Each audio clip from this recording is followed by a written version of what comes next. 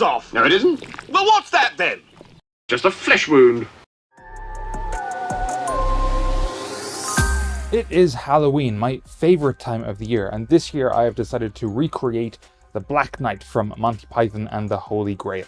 This is actually a pretty easy costume to make. There are designs for the helmet and the sword already online. We had to make some small adjustments to those designs, but pretty much everything was already done for us. We found the helmet on Printables, the sword on Printables, and the wound on Thingiverse. There was, however, two special things that we did. So one is obviously the tunic. We just got a regular tunic costume, but we used our silhouette to cut out the boar and heat pressed it on. Now, we have a bunch of vinyl from Silhouette and Bamboo Labs in the shop, and if you're into costume making, I gotta say a plotter is extremely useful.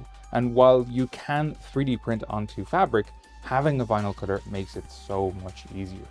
The other thing was the blood squirting device. So there are instructables online to make these kind of things, but I wanted to design something or use a design that was almost entirely 3D printed, and a lot of those just weren't. We did find a syringe design which worked pretty well. We just modified the top to fit this 6mm tube, and we used a soft 60A TPU for the seal. We did have to edit the design slightly, but really only expand the outer diameter.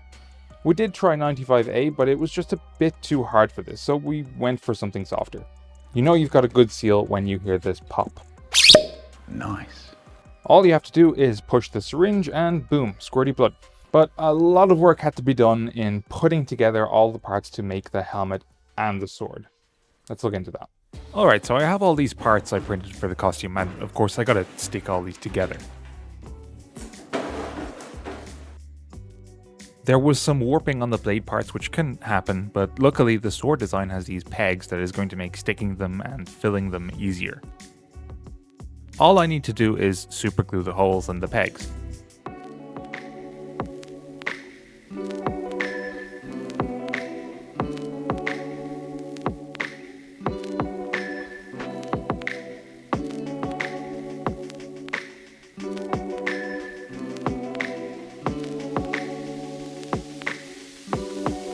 After that, I am using a 2-part filler for filling any warping gaps and hiding the seams between parts.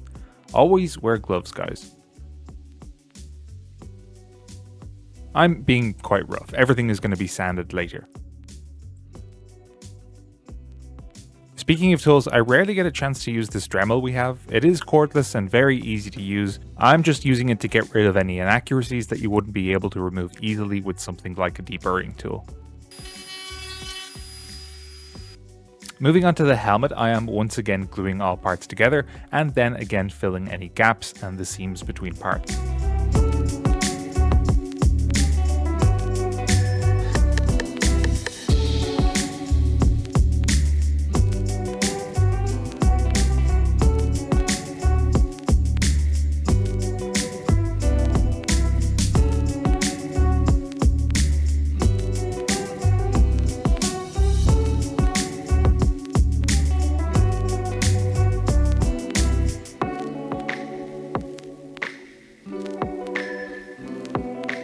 Now we're moving to the dirty table where I am sanding the blade. This is a detail sander. It doesn't rotate, it moves back and forth and is safe to use with PLA and other filaments. If you use a rotary sander, you'll probably mess up PLA parts. Then we can move on to a spray filler and after that a chrome coat.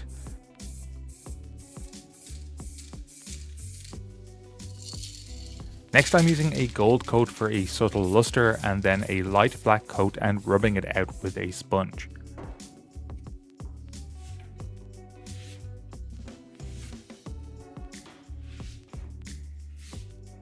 Next some black oil paint, another gold coat, and then heavy rubbing down with the sponge. I'm also using the abrasive side of this sponge to give it some scratch effects.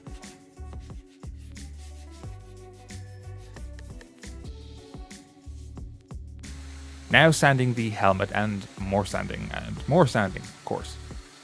Then the spray filler and more sanding.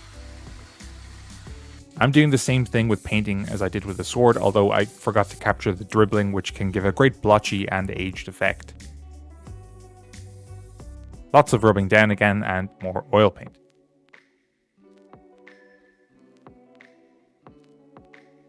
I'm also using some cadmium red paint to give a slight rusted look, and of course, lots more rubbing and lots more scratching with the abrasive side.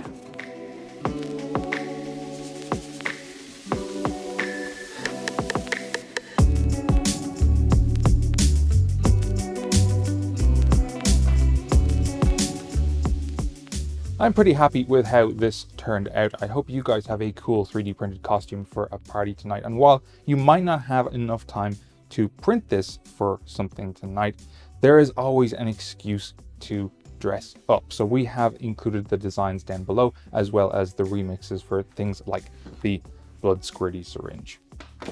Thanks for checking out our video, guys. If you have any questions, then let us know down below. And if you're interested, we also have a Discord server where there is printer talk on a daily basis. We'll be back with another video next week. So until then, later. So they're all assembled by pandas.